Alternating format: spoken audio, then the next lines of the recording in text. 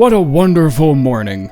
Oh, today's launch day. That means I can fix myself a nice soothing cup of tea, cancel all my plans, hang back, and spend the whole day relaxing. Oh my god!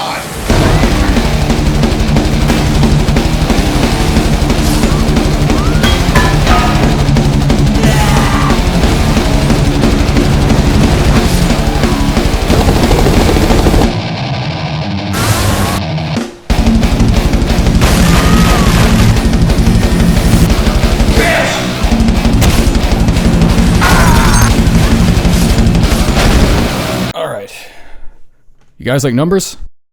Why the fuck did you click on the video then? I mean, the word math is like right there in the title. I mean, why? If the concept of level scaling is new to you, then first and foremost, no it isn't. Even if you don't know it's there or what its function is, you obviously feel the effects of it. The reason the game get harder more you play game. Jesus, Google. Yeah, I know the grammar's fucked up. It's just a bit. Relax. In most FromSoft games, the process of area scaling usually comprises two main components. One, an enemy, NPC, hazard, anything that's able to make your life shittier, basically, with a set amount of health, stamina, attack power, defense, status resistance, just the full buffet, you get the idea. And two, a specific effect ID that blankets a large named area of the game, such as Sheerfur River or Lanedale Sewers, that multiplies an enemy's parameters by a set amount. Let's take your basic Wandering Noble as an example. Base HP of 85, horrible status resistances, can't even go up the damn stairs without getting winded, just a massive bitch by all accounts and in all situations. Now, let's say you run into that same Wandering Noble during a leisurely stroll through the Erdtree. The Erdtree area, right before the Brace of Elphiel, has an HP multiplier of 7.2, nearly twice as much stamina, almost 4 times the base attack power, and a little over 2.5 times the normal status resistance. This bitch baby has just transformed himself into a living mountain with biceps the size of car doors, and he's praying to whatever god his last 2 brain cells believe in for an excuse to come and show them to you. That's not true at all. He still sucks pretty bad. But the point of the example is to show you that level scaling takes into account way more than just health and the amount of damage something hits for. If you ever feel like you've noticed certain points in the game where your poison build isn't taking you as far as you feel like it should, this is probably a big reason why. The areas in the DLC operate almost exactly the same. Even with the existence of the Shadow Tree fragments and the revered Spirit Ashes, the entire DLC scaling is still anchored around the same 2 variables. Give an enemy some base values, and then multiply the shit out of them based on where that enemy is found. The base game modifiers obviously hover around 1 point something for just about the whole of Limgrave, because that's where the beginning of the game is, but the highest modifier, which is assigned to the Erdtree roots, stretches all the way out to 7.42. And I'm bringing this up here because I feel like the very next thing I'm about to say is one of the heaviest contributors to why people found it very easy to get so overwhelmed with the DLC's difficulty. Starting at the Gravesite Plain entrance area, all enemies, bosses, and anything that's considered a threat are tied to an HP modifier of just above 7 and a power modifier of around 3.75. Nothing here should really be too threatening. This is basically just in-game vanilla scaling. However, going all the way to the Jagged Peak, we see one of the DLC's highest modifiers with an HP of a little over 14 times the base and nearly twice as much damage output. Now, if we look at the range of all the modifiers in the DLC, they seem to cover almost exactly as much ground as the base game. The base game stretches from 1 to around 7.4, and the DLC starts at 7 but ends up all the way at 14.5 during the final boss. And since the Land of Shadow is ultimately smaller in size than the lands between, its area scaling is a lot steeper, and the difficulty jumps feel much more imposing just because you're spending less time in each area.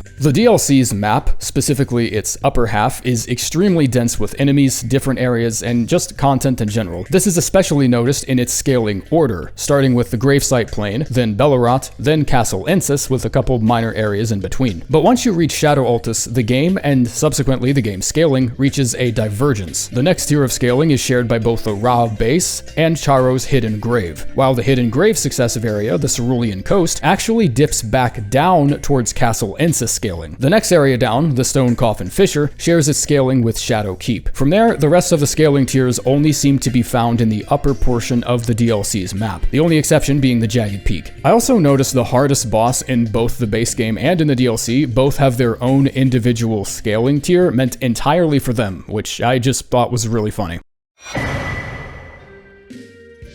The Shadow Tree Fragment system, in the simplest explanation possible, is your silver lining against everything in the DLC. The first, last, and only line of defense against an otherwise unsolvable power creep crisis. Maximum Shadow Tree level grants you scaling equal to over twice your attack power, while taking around 48% of your usual damage. The final boss's attack scaling only gets multiplied to 1.95, just barely not enough to chew through your total damage negation at Shadow Tree level 20, which means the DLC is just easier, and that's all there is to it. I've proven it, and we can all just go home now. Wrong! Obviously, that's not everything. And what's also obvious, or at least should be obvious to you, is that the title is it's a bit of a lie. Of course, you can't really prove that something's difficulty does or doesn't meet player expectations, unless the gap is just that noticeable. And even if you could, everyone would just take that conversation in their own preferred direction anyways. But I think I can get close to proving two other things. One, that almost everything in the DLC is just as hard as the vanilla endgame experience. And two, the few instances where players are actually given a harder challenge shouldn't matter. And I think that discussion starts with the specific locations of the Shadow Tree fragments, how they're spread out, and how it indicates the way FromSoft intended us to go. If we take the main road directly leading to Belleroth, our first major destination, we can collect 9 fragments.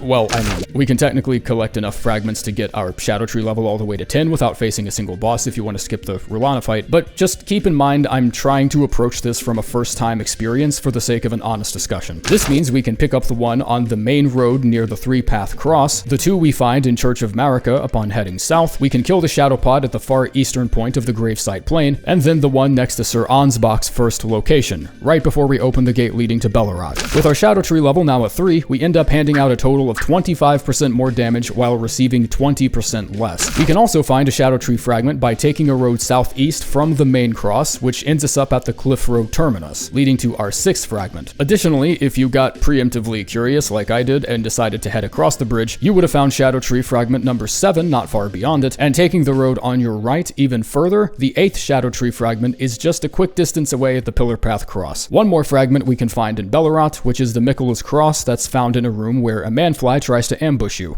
Alright, so we have 9 fragments heading into our first big fight with a Divine Dancing Lion. This brings us to Shadow Tree level 5, increasing our overall damage by 35% and stealing us against just a little below 26%. The scaling modifiers for Belleroth don't look too different from vanilla endgame, a little higher but not too threatening. But this ignores 3 major advantages the first boss has over us. 1, we've obviously never faced this boss, which means an entire moveset we haven't grown accustomed to yet. Overcoming this is going to take time no matter how easy the boss is, so we should be prepared for at least a few deaths. 2, one of its signature grab attacks allow it to heal off of your own Crimson Flask. 3, and most importantly, because this is going to come up a surprising amount, this Divine Dancing Lion boss doesn't even use its own area scaling. This special effect ID right here can be found under the Divine Dancing Lion's NPC parameters, and it uses an ID that controls scaling not for Belleroth, but for Castle Ensis, our next main area, adjusting his scaling modifiers to look quite a bit more daunting.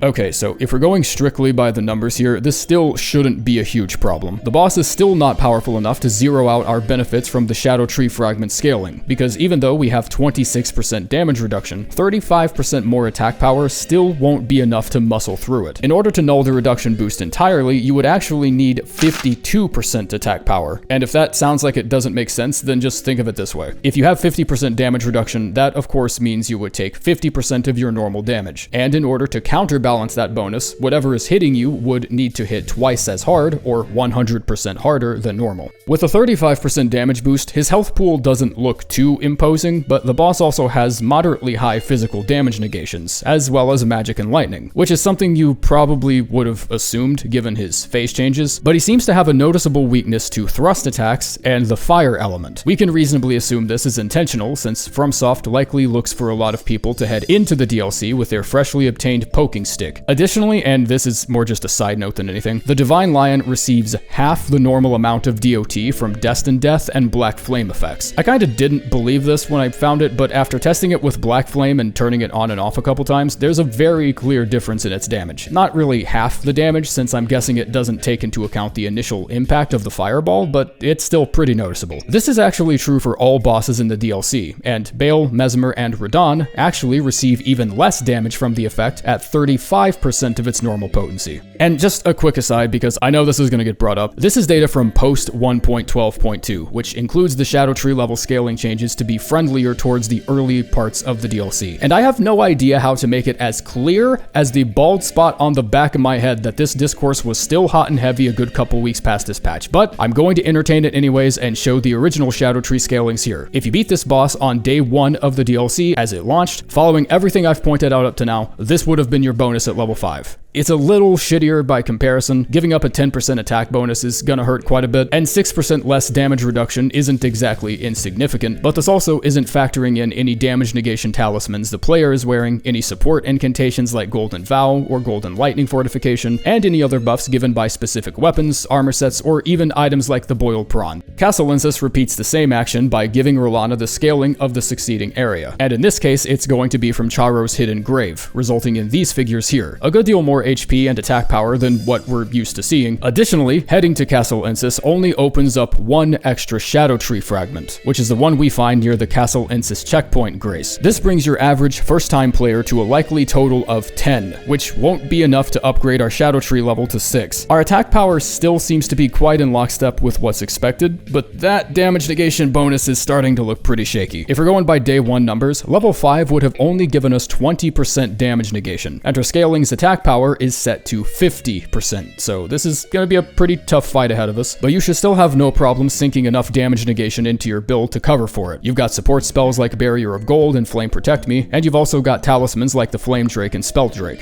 Rolana still puts up quite a bit of a fight though, and she definitely ended up being the first big skill check for my playthrough. Her scaling and attack power certainly don't help with that, but I think what most players had trouble dealing with was her ability to chain together attacks a la Morgott and Melania, which makes looking for a good counter window incredibly difficult. This isn't something that's really easy to measure, as players tend to respond differently to different tactics and such, but chances are you eventually made the connection that, well, you've obviously beaten Morgott and Melania at least once, so whatever strategy you employed for those boss fights would probably also do you well here. And if you're the type of player I think some of you are, that means you pulled out your great shield, shattered her kneecaps with the biggest colossal weapon in your inventory, and then went on about your day.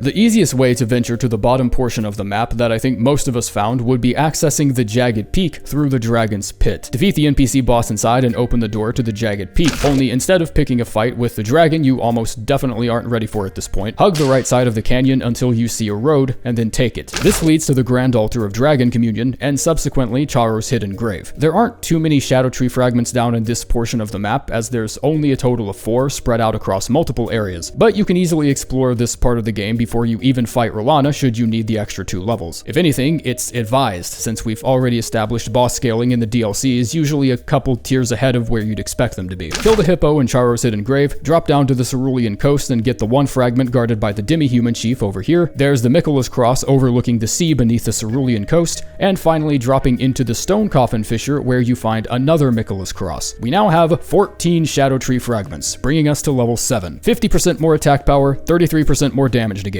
Or if we're going by the original scalings, 35% attack power and 26% negation. All opened up just by fighting some fuckstick with a dragon mask on. If you felt like you needed the extra help before, you should absolutely be equipped for Rolana now. But once again, most first-time players probably didn't scope out these areas until a little later, let alone find all the fragments. Shadow Altus is where the DLC begins to open up once again, giving you access to 7 easy Shadow Tree fragments along the way. The one right in front of the exit to Castellensis, the 2 near Morth Ruins, another Church of Marika that contains 2 fragments where you get invaded by Quayline. You can break the sealed Spirit Spring near the Ghost Flame Dragon and access another fragment by the Shadowview Cross side of Grace, and another fragment near the entrance of Mesmer's army encampment just outside Shadowkeep. This brings you up to 21, but you may have also found the Shadow Pot far east to the Morth Ruins, the cave directly north of Morth Ruins containing a few perfumers guarding another fragment, and if you found that cave, then you can also take that path all the way into the Ra base to find another fragment in the center of the Temple Town ruins. This gives us a total of 24 fragments, boosting our Shadow Tree level to 11 as we make preparations for the final stretch. We also have another choice to make. The Golden Hippopotamus boss fight gives you 2 more Shadow Tree fragments, and once you've looped around the back entrance to Shadow Keep and opened up that door to the Grace, you'll have probably noticed a ladder leading down to a room with a painting. This is the simplest way to open up the central portion of the map, as it leads down to the Unt Ruins where you find multiple furnace golems. You can now snag the Shadow Tree fragment just beside the Recluse's River upstream, and the 2 fragments dropped by each hippopotamus downstream, bringing us to Shadow Tree level 13. And just as an aside, level 12 is considered the last substantial level before the soft cap kicks in, so if we're going by new scalings here, expect diminishing returns from these moving forward. Following this path further leads into the Darklight Catacombs, which eventually opens up into the Abyssal Woods, one of the game's optional areas. We won't be discussing much here since I'm trying to stay as on track as possible with replicating a first-time experience, and that's inevitably going to include missing a few fragments here and there. But there are 2 more fragments you can obtain by heading all the way to the center towards the Abyssal Woods Grace, and then heading directly north to this arrow here, and then by visiting the Church of Marika near the southeastern tip. Heading back upstream, there are 4 fragments in total found within the Shadow Keep, boosting your Shadow Tree level to 14 with 1 fragment left to spare. The reduction benefits are beginning to taper off pretty severely, and just in time for one of the hardest boss fights in both the DLC and the entire game. Is Mesmer difficult? Why the fuck would you even? Yeah, he's difficult. This guy had the entire marketing team up his ass for over 3 months. Like, no shit, he's hard. The ultimate point here is when we look strictly at his scaling versus our own, without factoring anything else, because we aren't quite there yet, just one thing at a time, can it be called an even fight? And on that front alone, yes, it still can, even if the HP modifier is starting to look a little absurd. Clocking in at just under 40,000 HP on a first run, your Shadow Tree level has either passed the soft cap at level 12 or is extremely close to doing so. Even at level 10, you're still given a 65% attack boost and just under 41% damage negation, which still completely cancels out Mesmer's power bonus given to him by the scaling. Like, it's barely just enough. I would personally recommend a little higher, but even at level 10, the multipliers seem to weigh slightly in the player's favor. But he has that grab attack and his moveset is really hard to predict and— Jesus Christ, you want to apply for a fucking rider's position or something? Give me a bit, we're getting there, I promise. With Mesmer defeated, the only major boss left is the promised consort himself. And just for the sake of speeding things up a little, because I think this has gone a little past proving a point, you can find a total of 8 Shadow Tree fragments from here to Ra to Inner Elim, which means that upon facing Radahn, I would make a guess that most of our first playthroughs had us winding up with the Shadow Tree level of 16 or 17. Just barely enough to fall exactly in line with the scalings of General Shadow Clone Jutsu over here himself. So without commenting on what this means for the DLC's difficulty or anything like that, if nothing else, I think we can pretty conclusively say the Shadow Tree system does exactly what it's supposed to. Marginally less so prior to 1.12.2, but since guides and sharing knowledge has always been a major part of this player basis culture, the day 1 scaling is by no means some towering hurdle that would have taken us any more than a few extra days to clear had nothing changed. The 50 Shadow Tree fragments aren't really that difficult to come across, and over half of them could be considered plain as day even. It would have been a headache for the first few days, but once someone shares a video or a map of all their locations, it's all but common knowledge from that point forward. I was around level 16 my first time beating Radahn, and it was obviously very difficult. Like, I think it took me a good couple hours. But at no point did I ever feel like I wasn't making progress with each reset. And I think that's the bigger indication in terms of whether or not a boss or a large encounter should be considered too difficult. How much HP the boss has, or how much damage they hit for, has never been the most appropriate barometer for measuring difficulty. The highest frustration, as is the case with most FromSoft bosses, comes from whether or not its attack pattern can be analyzed and learned. If you're honestly looking for something akin to a true test, and I actually would recommend you do something like this on your own time, because I think it can be a fun exercise if you're practicing for challenge runs, go at a completely new boss 10 times without attacking once, only dodging. Time yourself with each attempt. If it's a boss you've already defeated, stop the time when you get hit at any point instead of when you die. Do you notice any discrepancies in your performance? Did your time seem to improve with each attempt without you altering your approach in any significant way? If it did, then, save for a couple exceptions here and there, then the boss is probably fine. Rulana, for instance, has an extremely high attack chaining potential. Just about every other move she has can be comboed into something else with very little time to react. This characteristic is shared among other bosses like Mesmer, as well as some of the base game's most infamous skill check bosses like Margit and Malenia. But I don't think you would be finding that many people who play the game currently who would say Margit or Morgott or Malenia is difficult for them on a personal level. And fucking, I'm sorry to cut myself off here, but I just feel like so many different people have already had this exact same conversation with someone, but the popular outlook never changes on it, or maybe it does, and we just pay too much attention to the people who refuse to get it. Well, that defeats the whole fucking point of this video if that's the case. I hope not. I don't know, I can't shake this weird feeling that I'm just overcomplicating the most obvious shit in the world. Like, I feel like most people already get this. Bosses with complex movesets make up a majority of what most players consider to be the hardest bosses in the game. Mesmer, Malenia, Radahn, R'Lana, Malekith, so on and so forth. But they still have easily identifiable patterns, particularly when the final attack in the chain has occurred. When R'Lana holds both swords above her head like this, most players know to dodge the incoming swipe and then immediately counter with something of their own, because they know that's the final attack in the combo. Even Mesmer and Radahn have the same animation layout where multiple moves can string into each other depending on how aggressive the player is being, but the final moves in every attack chain are almost always the same and are always followed by a punishable recovery window immediately afterwards. For this particular type of boss, I believe deciding whether or not they're too difficult should lie in these two variables. How consistently do their combos end on the same couple of attacks, and how punishable is their recovery window after said attack. If you're a boss like Radahn, you'll also usually have your own "fuck you, I win" button in the form of some unavoidable cinematic attack that's meant to catch you off guard, ultimately meaning it only tends to work once or twice, which is why attacks like these don't really factor into a boss's difficulty too much in my opinion.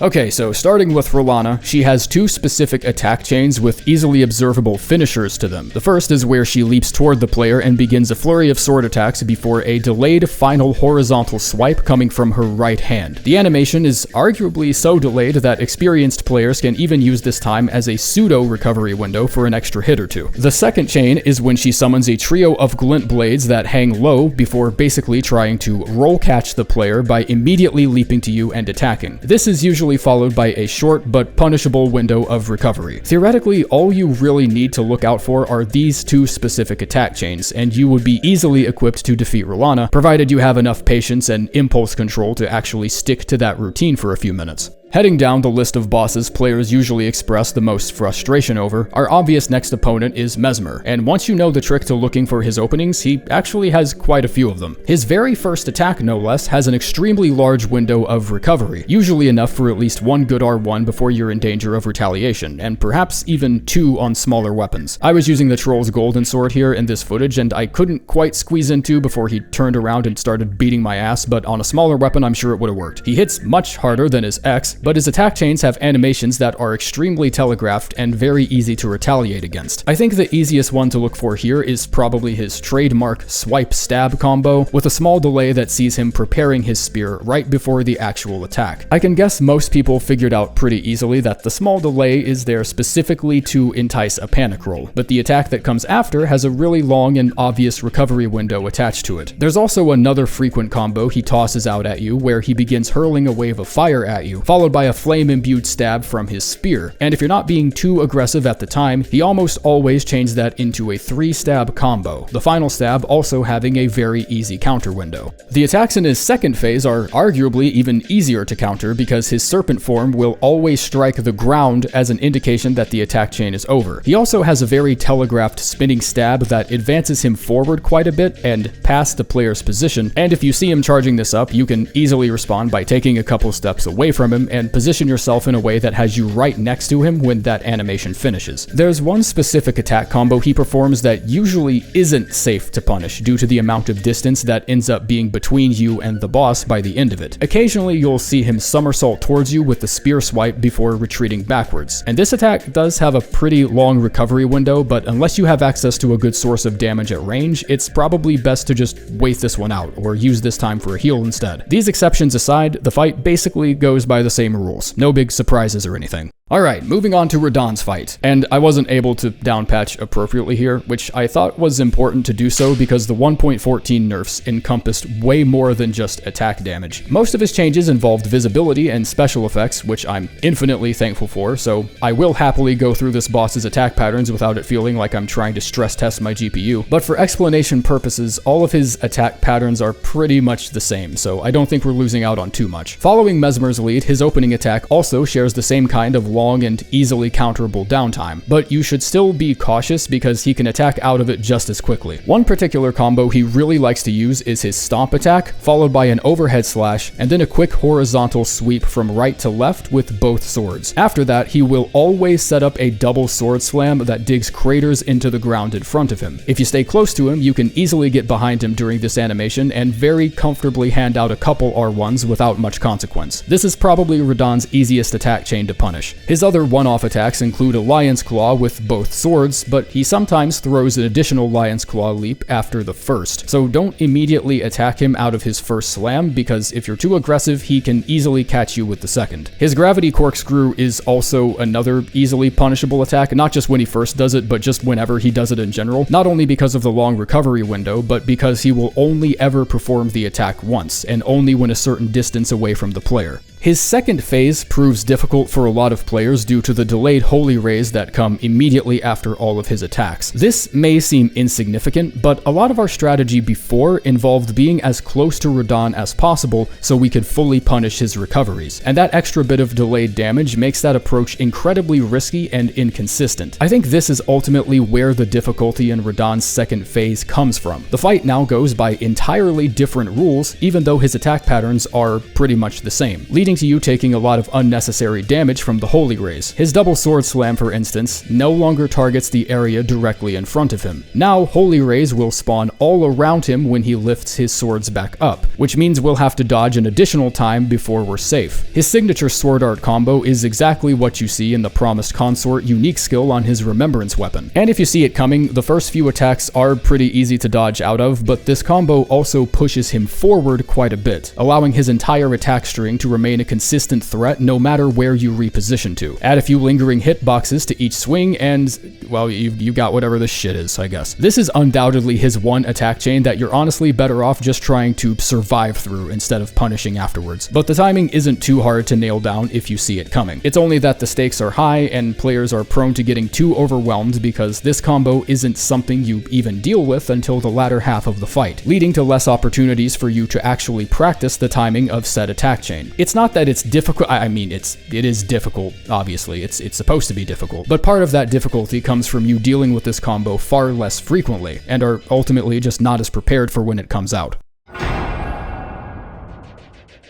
If you've played the DLC and it was too difficult for you, there's really not a lot I can say that's gonna change your mind. And that really sucks, because almost everyone who has these conversations completely loses sight of the fact that changing someone's mind is what you're actually supposed to be doing. But it's probably no coincidence that the discourse very suddenly stopped around 1 month in, and now we're uploading videos and quick guides on how to no-hit Radahn's entire final fight. Oh, I'm sorry, not 1 month. What I actually meant was 4 fucking days! Holy shit, what is wrong with you? This is how quickly the community shares its knowledge on stuff like this. Half of you would be incredibly impressed with yourselves if you just sat the game down and picked it back up again tomorrow. And I think a lot of people just forgot that was something they could even do. I can't attest to knowing the state of mind one needs to be in to decide for themselves whether or not a random thing in life is too difficult. But not a single time has this sentiment ever been said as some well thought out or scientific deduction, like, yes, this game appears to be too challenging. You can only arrive at this conclusion after experiencing hours of frustration at a time with something. I'm sorry if this advice is too harsh, but if any game truly does feel that difficult, then maybe just calm the fuck down and like go to bed or something, instead of non-consensually subjecting a bunch of strangers online to your weekly think piece about why something needs to be more friendly to— I'm not sorry, actually. Fuck people who do this and then never stick around to acknowledge when the changes they asked for are actually made. This conversation has gotten to where it almost feels performative at times, like we're just a bunch of cubicle workers going through our usual motions because it's the only thing we've been trained on for the past 16 years, and god damn it, we're gooder than fuck at it too. If you see someone struggling with a skill check and you know they're not some journalist fishing for a headline, just fucking, I don't know, ask them what they're having trouble with, instead of immediately reaching for your megaphone to blast a bitch with some iteration of "this must be your first Souls game." If I told someone I thought Bloodborne could benefit from a nerf and I got that kind of response, I'd probably be making fucking Resident Evil videos right now. Of course it's hard. It's a FromSoft game. You know what makes it easier? Learning how it works. Assume people are willing to learn, even if it sounds like they're not, and I promise this game is the last time any of us will have this conversation ever again. Okay, I'm done. Bye.